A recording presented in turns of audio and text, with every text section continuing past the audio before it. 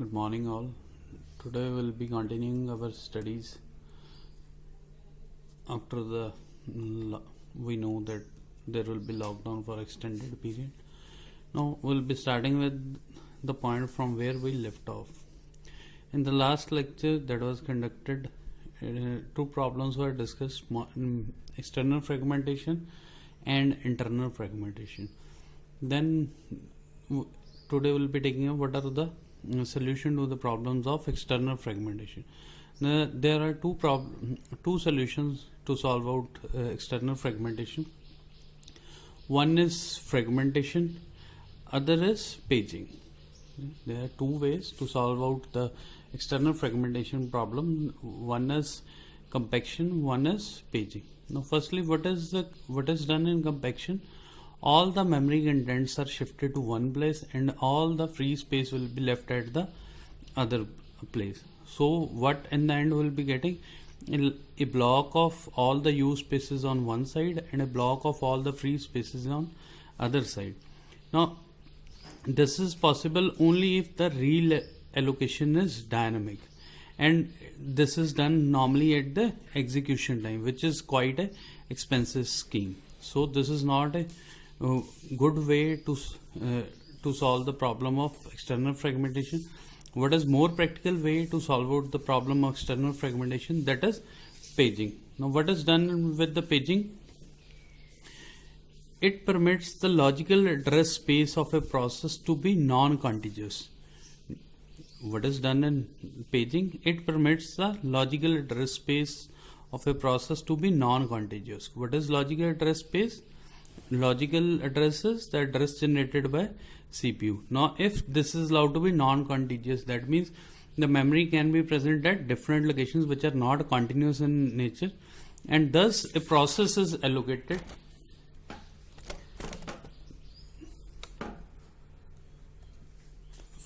physical memory whenever the latter is available. So we have discussed over here that there are 2 points to sort out the external fragmentation problem. One is compaction, one is paging. The compaction, as we know, this is dynamic and it is quite expensive, so that is not a practical solution. What is the practical solution? We can go for the paging part. Now next we'll be taking up the paging part in detail. This is also known by the name non-contiguous allocation. From the name itself, it must be clear.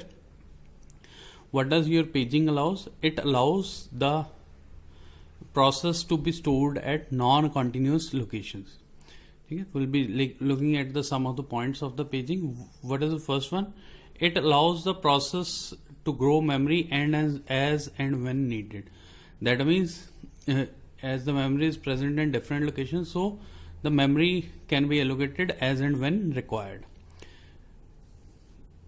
Second thing, as we have clear from the name itself, that it allows the logical or virtual address space of a process to be non-contiguous. So what was the problem with the external fragmentation? The external fragmentation was that the memory was present, but suppose if it is present at different locations, then even if the free memory equivalent to the memory requirements of a process was available, but that was not continuous, we won't be able to load the process. So this allows the process to be solved in. This allows the process. Second one was that it allows the address space of a process to be non-contiguous. Next characteristic of paging is it allows the multiple processes to reside in the memory at the same time. That is, at a present instant of time, there can be multiple processes loaded into memory. Now what is basically done in the paging? The physical memory, that is divided into fixed size blocks called frames, and the logical memory is divided into blocks of same size of frames called pages. Okay, clear these 2 points? That is, the logical memory needs to be divided into equal size pages. Okay? The memory is divided into equal blocks that are known as pages, and correspondingly the physical memory that is divided into fixed size blocks called frames.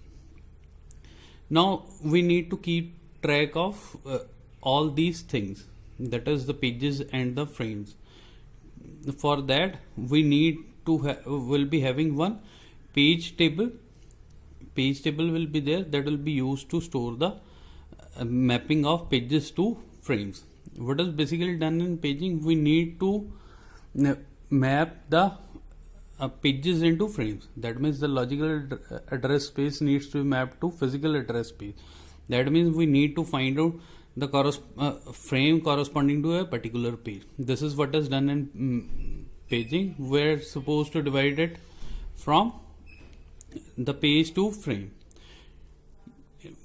Secondly, there is also one other thing, that we need to keep track of what are the various free frames available. That again can be found from the page table also. Now, to run a program of size of n pages, we need to have corresponding n free frames, and correspondingly only then the program will be loaded into the memory. We'll be looking at one of the examples for the paging. You can check for here. This is one example of paging. Firstly, the address is generated by the CPU. The address generated by CPU, as we know, that this is known as logical address. Now, address will be divided into two parts: page number and offset. P represents the page number, D represents the offset. Then this goes to the page table, where there is a mapping stored for pages to frame. That means corresponding to particular page, what is the corresponding frame. From this you will be getting the value of frame. From here you will be getting the value of the offset, and by using these things you will be able to find out the physical address corresponding to a particular location. Clear? What is done over here? Address is generated by CPU, that is known as logical address. Logical address, this is formed of two parts. One is page number, one is offset. For, as we know, we need to map the physical address to logical address. That means page needs to be mapped to frames. From page table we will be finding out for which page what is the corresponding frame number. After finding out the frame number, you will be finding out the offset from here. By using this frame number and offset, you will be able to find out the physical address of the mapping. Now, one other example that will be taking up over here. Suppose this is the logical memory. Page 1 is over here, page 2 is over here. This way this is divided up. Then secondly, we have a page table. What is page table? It is representing the mapping of pages to frame. This represents the 0, 1, 2, 3. This represents the pages 5, 6, 1, 2. This represents the frame number. Now, firstly, we'll be looking at 0 is mapped to. We have 0, page number 0. This is mapped to the page frame number 5. Now, in each frame there are 4 bits. Okay, this is represented by 0, A, B, C, D. That means how to compute the address? This is 5 into 4. This comes out to be 20. Clear? For frame number is 5. Per page we have 4 bits being used.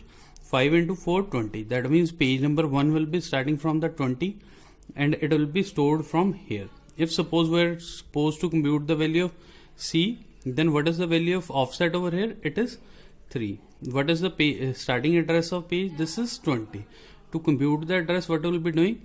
20 plus 3, this is equal to 23. That means C will be stored over here as 23. So this is the example of paging, how the mapping is done from physical memory to logical memory. This is the general example. Now, normally, what is there? A page table is used to translate logical address to physical address. Logical address space is divided into page number as well as page offset. The page size is always in power of 2, and the number of pages that can be computed as logical address space divided by page size. That means if you divide the logical address space by the page size, you will be able to compute the number of pages. Now page size, this is normally represented as power of 2.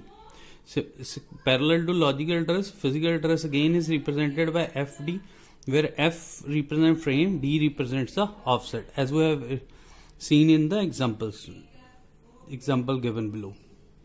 Okay, again, the rest of the computation almost remains the same, but instead of pages, you are supposed to use the frame.